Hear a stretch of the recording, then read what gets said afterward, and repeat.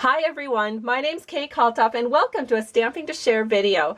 Today I'm going to share with you a technique that's called the Bokeh technique, and it's pronounced with a bow, as in like a bow on your dress, and the keh is like kettle. So this is the Bokeh technique, but it's kind of easier to say Bokeh technique, which is how I've heard many people pronounce it. Or the Bokeh technique, which is also a popular way to pronounce it. But technically, you're supposed to say Bokeh. So here's an example of a Bokeh technique. It's actually used in photography. Now, I used Stampin' Up's Adventure Pack. It's a 6.5 by 4.5 paper pack that has a lot of photographic images in it. And you can digitally enhance these images by adding these bubbles, but I added these bubbles with craft white ink. So I'm going to use this particular paper in my scrapbook. It looks so much like the cabin where we go on weekends. And so here is the card again. So let's learn how to do this. So the first thing that you'll need, of course, is some paper. And we are going to start with the paper that we're going to make the Bokeh technique on. And it's 3.5 by 4 3/4. And we'll need some scrap paper, of course, because we're going to be using some daubers. And I picked the colors because I wanted them to work with this particular piece of sequin trim that Stampin' Up sells. And the stamp set that we're using, it also seemed to kind of work with that. It was just a cheerful birthday card, so I wanted to keep the colors light and fun. And so I chose to use Daffodil Delight, which is the first color that we're going to put down. Now, no matter how you do this, you don't think it's looking very good when you first start out. So we're just going to lay down some color of Daffodil Delight. Then we're going to go in with the next darkest color, and I picked Old Olive. And you can see you kind of want to make sure that your Old Olive blends a little bit with that Daffodil Delight where it comes up to meet it. And then the final color that we'll use is our Bermuda Bay. And so then we just go in and fill the rest of these spaces with the Bermuda Bay. And you can see how that's done. So you just do that to your whole card. And I did do a panel in advance because once I have this panel done, I like to go to my heat gun and just make sure that it's completely dry before I start the next part of the procedure. So this is what I did in advance, and it's totally dry because I did use my heat gun on it. The next thing you need to do is create a template to make your circles for the Whisper White craft ink that you're going to be stamping through. Now there's a couple of different ways you can do this. Now one of the ways you can do this is use a piece of vellum. Vellum is nice because as you move it around, you can see through it to see where to put your bubbles. And so this is a piece of vellum that has a 1 3/8 inch circle punched out of it. And then another piece of vellum with a 1-inch circle punched out, and then the final piece of vellum with a 3/4 inch circle punched out. And I did this for a couple of the cards that I made, but one thing I did not like about it is as I moved my circle around, not so much with the first one, but when I went to do the second and third circles, of course the vellum from the craft ink from the first layer was not quite dry, and so then I would find that sometimes the craft ink would stick to the back. So then as I moved it around, I would have these kind of phantom circles in the background, but they of course weren't complete circles. They were just the spots where it would pick up the ink. And so I didn't care for that look. So then I thought, you know, it might be helpful to have a window sheet. And what I did to create the window sheet, now if you do use a window sheet and decide to punch out, be sure you have a piece of paper over the top before you do your punch out, because that will keep your punch from getting caught up in the window sheet. But another thing you can use, which is what I did, is you can use Circles Collection framelit dies. So I took the first 3 sized circles here, the smallest, the next smallest, and the next smallest, and I made one whole template just with the bigger number 3 size circles. Then I went back and I made another template, and these are cut 4 by 6 inches, and that's with the next size up, or down I should say. And then finally with the smallest circles I made another template. So the reason I like using the window sheet is because once you have your craft ink all over it, you can just take it to your sink and wash it off, and then it's ready to go for the next go round. And I also liked having a whole bunch of these punched out at one time, because then you could you wouldn't have to move your template around so much, which helped you not to pick up so much ink. So let's go ahead and get started doing this. So I'm just going to put my circles on here in a way that I think looks kind of nice. So I have these bigger circles, and we're going to just use the craft ink again with a sponge dauber, and we're just going to, and we want these bigger ones to be a little bit lighter. So I just go in with one inking, spread that ink all the way around, and then move on to my next circle. So here's the next circle, and again you can see I'm just, and this will dry lighter than it looks. So then I'm going to go ahead and do this third circle over here. Now this is partially on and off, so you want to make sure that you do a few circles that are sort of half on and half off.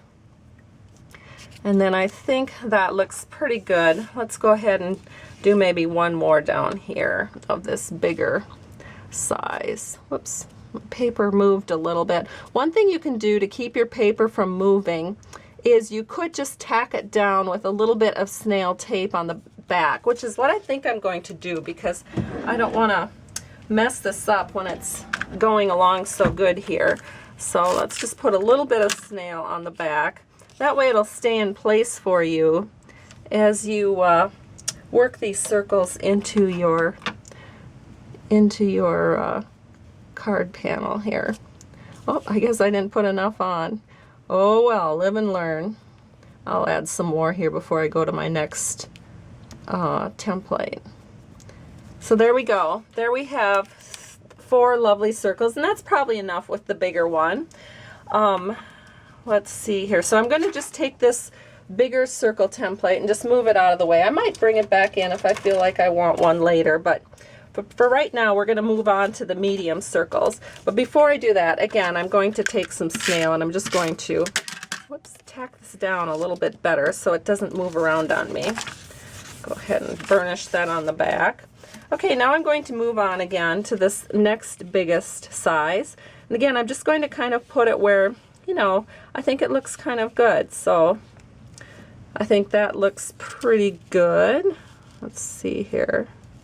Yeah, I like that. So I'm going to use this circle, this one, and this one. I think I'll skip that one. So now we're just going to go in and using about the same amount of ink on our dauber, but these will show up darker because you don't have to spread that ink out quite so far since the circle is smaller. So we're going to go ahead and do all of these here. And this one, and then one more. And it's good to overlap your circles too. That makes it look more like that technique does on photography. Alright, so I think this looks good, so we'll remove it. And look how nice that is. Oh, I love how it's turning out. Alright, and then we're going to go with the very smallest circles of all. And we're just going to lay this template on, and I think I will just start daubing. Now these you want to be the brightest, so I am just actually literally daubing the ink on to these bigger, or these very small circles, just like this. And I'm just going to go through and do that on every one of these small circles. And moving on down. And then one thing that I do is before I do my big stamping, I've got a big word stamp that I'm going to be doing, I like to make sure this is completely dry before I stamp on it. So I am going to turn off the video camera here in a second. I'm going to go into the other room where my heat tool is, and I'm going to heat this up. And I think that's all of them. There we go. So I love that. I think that looks really good. I think it's a good point to stop. So I'll bring it up to the camera. Doesn't that look just great? All right, so I'll be back in a second. All right, here we go again. And I did want to share that I just kept this layered right onto this paper when I used the heat tool. And then that is the part you have to be the most patient, because you have to be sure that there's absolutely no shininess left on your circles where the white craft ink is. And then after you've used the heat tool, that's the best time, if you've secured it down on paper, to pull it away from the paper, because the heat tool will loosen up that adhesive. So that's a good time to pick it up from the paper.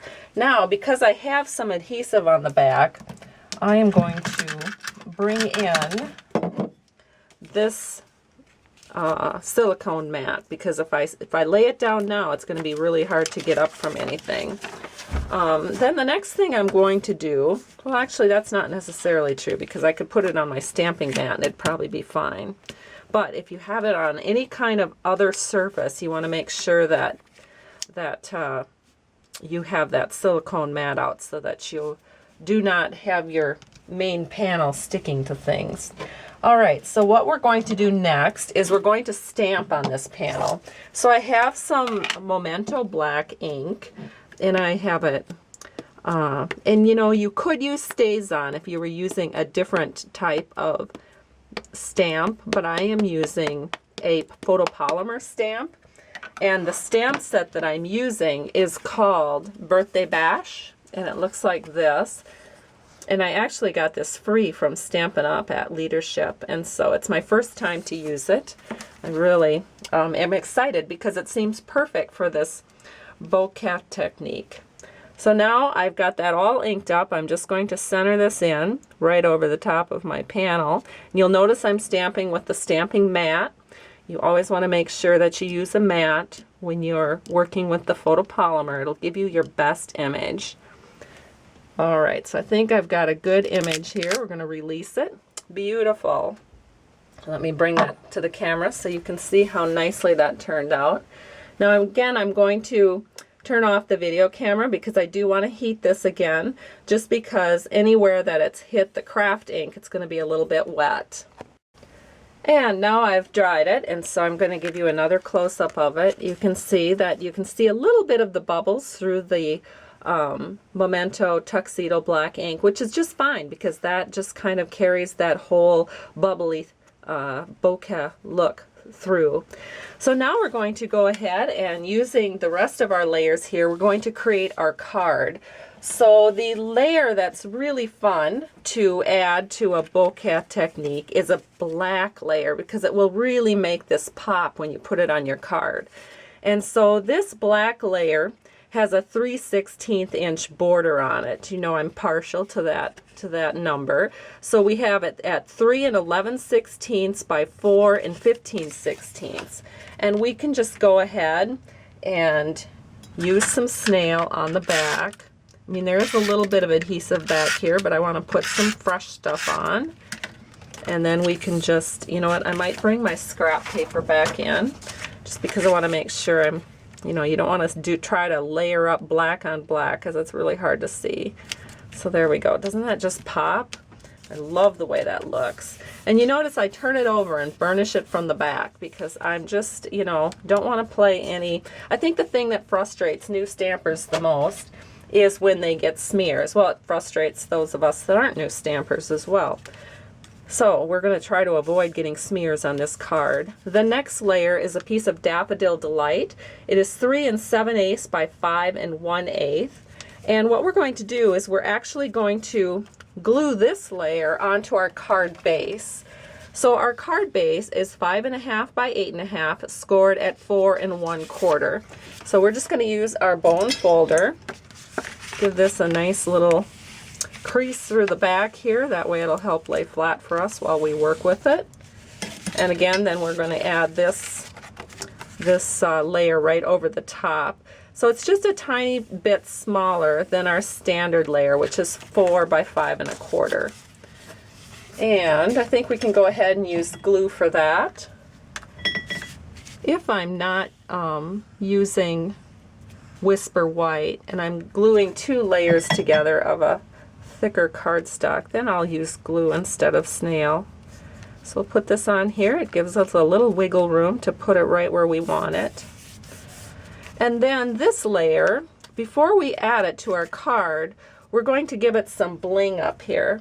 So I have about a 6.5 inch piece of Bermuda Bay sequin trim, and I'm going to add this right here on the card. And I want it to stick up just the tiniest little bit, so I'm going to cross it over with a little loop at the top.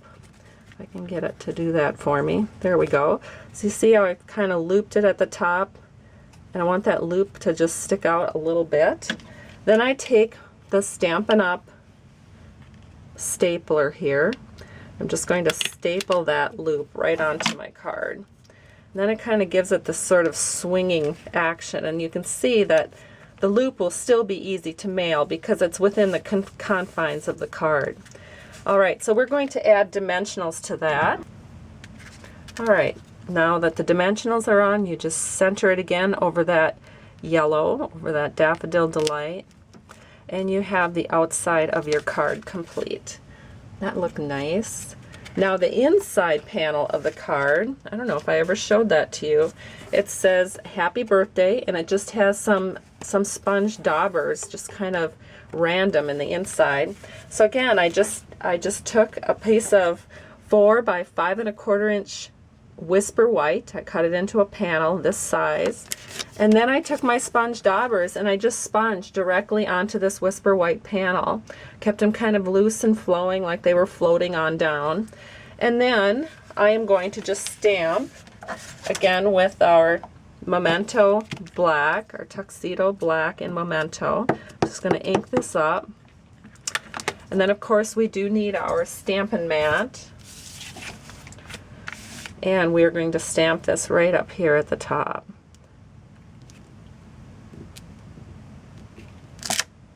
Beautiful. And then we can go ahead and put that inside our card. So I'm going to do that with a little bit of snail. I'm going to burnish the back here. I noticed there was some. This will help make it dry and then also get rid of any little extra ink that's laying around on top of the card. So then we can just set this in here, and our card is complete. There's the inside of the card and the coordinating outside. And here's the card I started with, and here's the card I just made. So I hope you've enjoyed this tutorial. Thank you so much for stopping by Stamping to Share. I truly appreciate you. If you'd like to learn more, I have lots of ideas at my blog. It's www.stampingtoshare.com. You're welcome anytime, 24/7. And if you'd ever like to place a Stampin' Up! Order, I would just be so delighted to be your demonstrator if you don't already have one. Thank you so much for stopping by. Bye-bye.